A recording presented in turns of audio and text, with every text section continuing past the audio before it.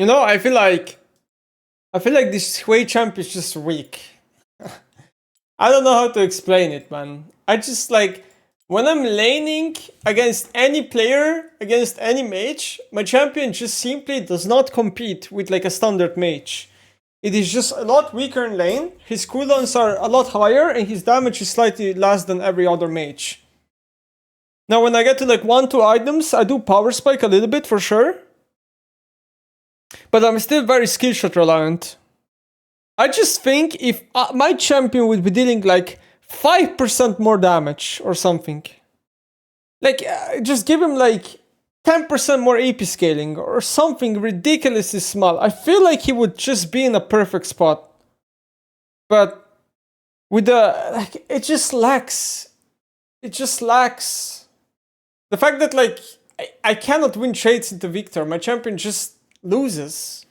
It's sad. Look at this, look at this. We need to talk about this right here. I hate to say it, but League is possibly too balanced now. I miss broken brainrot builds, I miss building 5 black levers, and I miss 99% ban with Kassadin.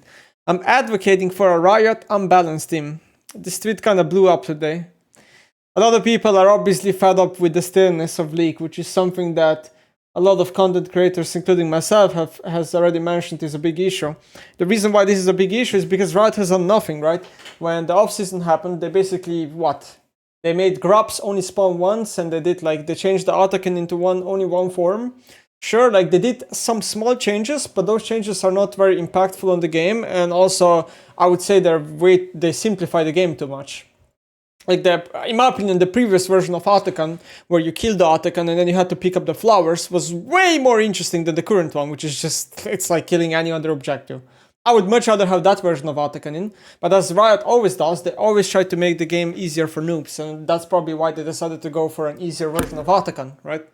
But besides the point, Riot Froxon here replied, "Lol, we're suffering from success. Do you actually miss it though? It was turbo OP. I'm not sure, actually I didn't read this yet. I'm not sure, to be honest, it's a good discussion nevertheless. People have complained to me that the game feels stale and bland when balanced so tightly, but at peak chaos people complain Riot didn't do good enough. Lose-lose scenario. So, unique interactions like Proudest Hunt Gale Force I enjoyed. It just seems the game at a high level is very predictable and builds, unless their bows are also stale and don't feel meaningful or authentic to the champion. It's not as though I actually miss facing obnoxious strategies of champion, but I did feel somewhat fresh having new craziness every few patches with an outrageous strategy to exploit. I had the problem to solve." So I think this is a big cope, and I'm gonna explain why. So this is my response here. I don't think the game is too balanced, but rather too bland. Items are oversimplified, runes haven't had meaningful updates in ages, and objectives all feel the same, and patches barely shift anything in high MMR. I only wrote like 4 examples that are very soft, but I could have also written stuff like, while individual skill expression is that, for example, right? Or laning phase is completely irrelevant because of the way you change minions and because of the way home guards work when you spawn and shit like that. I could have easily added way more reasons, but I kept it short, right? Anyway, I think this is cope. The reason why this is cope is because there's no such thing as too balanced. Like, is the game even balanced right now? No, it's not. Like, look at high, look at pro play. There's still a meta that people follow. There's still like champions that people think are insanely unbalanced, right? Sure, you could argue that there's more stuff valuable right now than it has been in the past, maybe, but the game is still not even close to being balanced. Come on now. Like, look at pro play and how much of a big of a problem Azir is right now. This champ is pick or ban every single game of Fearless, and the reason why you don't even talk about pro play problems as much anymore is because Fearless is masking the issue. That's why people think the game is too balanced right now. Because of Fearless, it's masking the issue in pro play and in high elo. But it doesn't matter. So basically, this cope here that like you miss 99% of ban rate Kassadin, you don't. Trust me, you don't. Nobody does. If that shit was in the game, everybody would complain until that shit would be gutted. We should be happy that nothing is as fucking crazy and disgusting as 99% ban rate Kassadin. This is complete cope take. And also here, the mythic items, right? We're mentioning, where is it? Gale Force and Proudest Claw. 2 items that were objectively bad for the game. Come on. The 2 items that were completely warping champions' identities. Like really, ADCs getting free flash and free ignite in an item.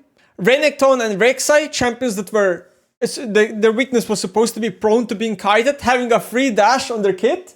And we think that was good for the game? Please fuck no. Obviously, like, most of the time, the people who want mythic items back are obviously bruiser players or ADC players, because guess what? They had the best items in the game at that point. Of course they want them back, especially AD carry players. AD carry players went from having the best items in the game during Mythic era, which they complained that they were bad items, by the way, back then, because AD carry players are delusional, and now they have the worst items in the game, and they're complaining, which is fair. You can complain now, you shouldn't complain when the Mythic item system was in the game. You guys had the best items, but yeah, it's not the problem. The game is not too balanced, trust me, it's not even close. This is just scope. The problem is, the game is stale for many reasons. Items are way too oversimplified. Like, why did we make Horizon Focus a simple item? A boring stat stick, right?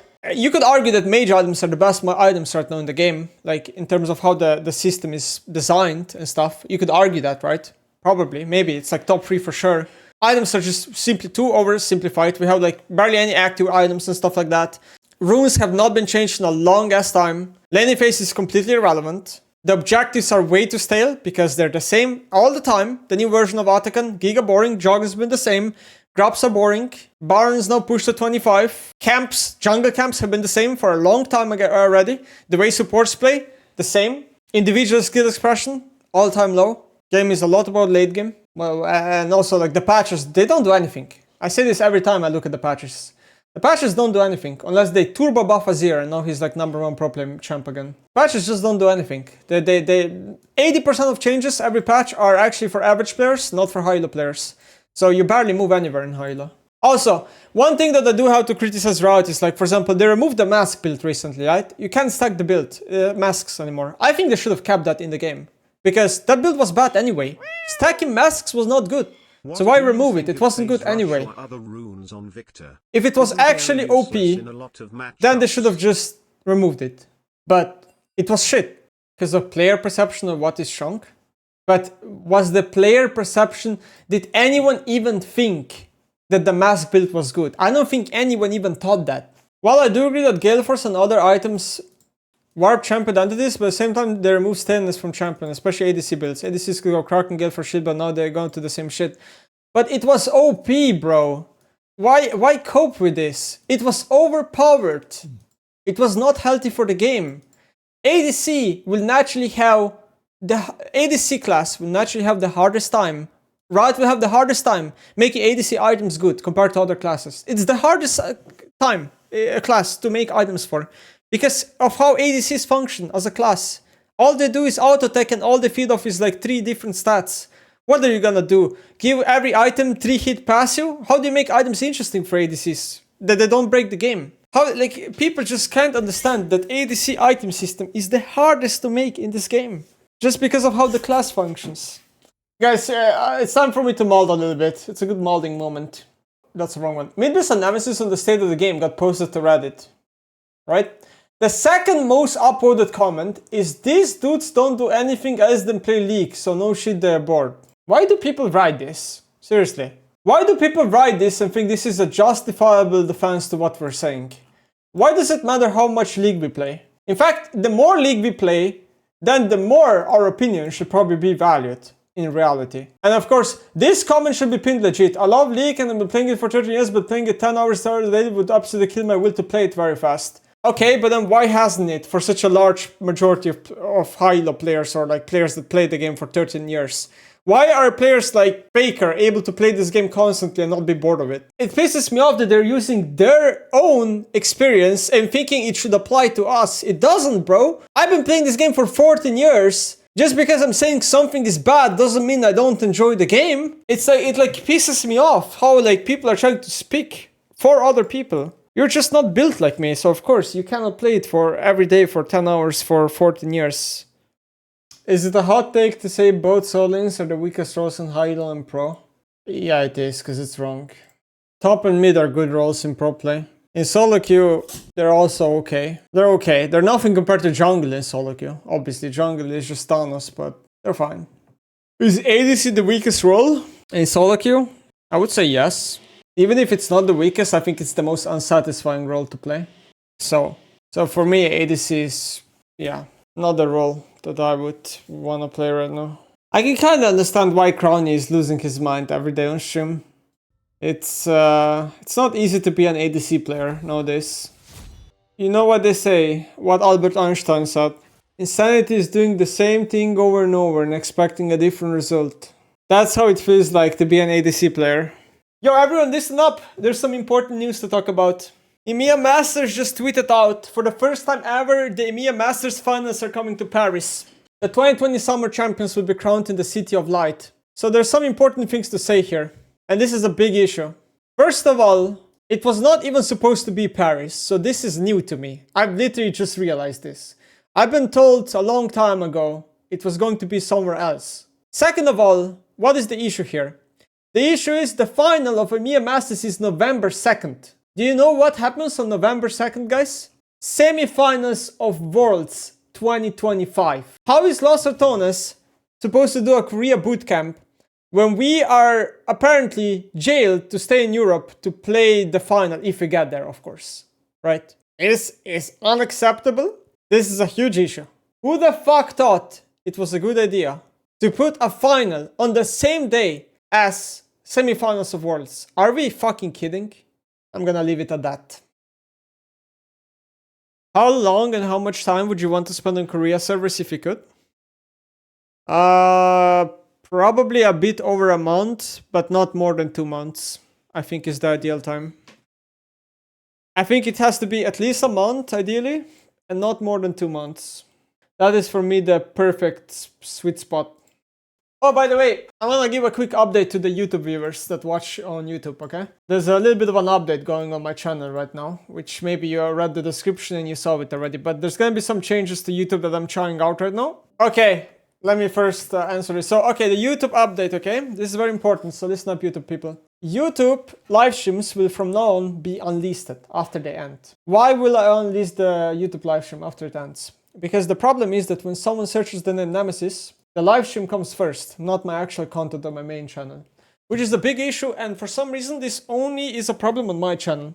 I checked some other creators and this doesn't happen as much. So the live stream will be unlisted after I finish streaming, basically, every single day. The live streams will no longer be public. However, if you want to access them, you will still be able to. The way you're going to be able to access them is they're going to be in the playlist here. And they're going to be in the playlist here. They're going to be basically here. So they're going to just be unlisted in the playlist. So even if you want to watch a VOD and you missed it and you want to watch on YouTube, you're still going to be able to. You're just going to have to click on the playlist and watch it through here. But basically the reason for this is, yeah, my search on Nemesis search gets completely filled up with live streams over my regular content. And simultaneously, the live streams themselves do not get a lot of views after they're done. Most of the views, like 95% of the views, even more, happens when the live stream is happening, okay? People don't watch the VODs on YouTube that much. Anyway, but if you want to watch a VOD on YouTube, you will still be able to. You just gotta, again, click on the playlist, which is gonna be public, and you're gonna be able to see the live stream here if you miss it. While we wait for the next game, look at this, everyone. I received a gift today. Time to open the gift on stream. I received a gift from Twitch. Let's open it. How do I open this again? Like that. Okay, it says here, let me read this. Congratulations on 5 million hours watched. Bleed Purple represents passion, dedication, and community. Today we celebrate the passion and dedication you put into reaching the moment, as well as the passion, and dedication, and occasional trolling of the community you built along the way. ChatGPT. 5 million hours watched is quite simply a ridiculously massive achievement. Thank you for showing us all what it means to truly bleed purple. Well played, your friends at Twitch. And if you put this off, you put this part off. Kind of hard to do this with one hand. There it is. It's like a mini statue that I got. Like a Twitch purple statue. Cage already has this in his background, by the way. But this thing is heavy, and I mean it. This is really heavy. And this is how it looks like. So I'm like a heart, and it says on the bottom my name. lol_Nemesis, 5 million hours watched Twitch. This is dope. And you know what also the dope part is? My Twitch manager smurfed it because the customs were a pain in the ass, and then she managed to message them, and I didn't have to pay anything for customs. Lovely. Basically for free. Add this to another list of my trophies. You know what I mean? My cabinet is getting fuller and fuller every day.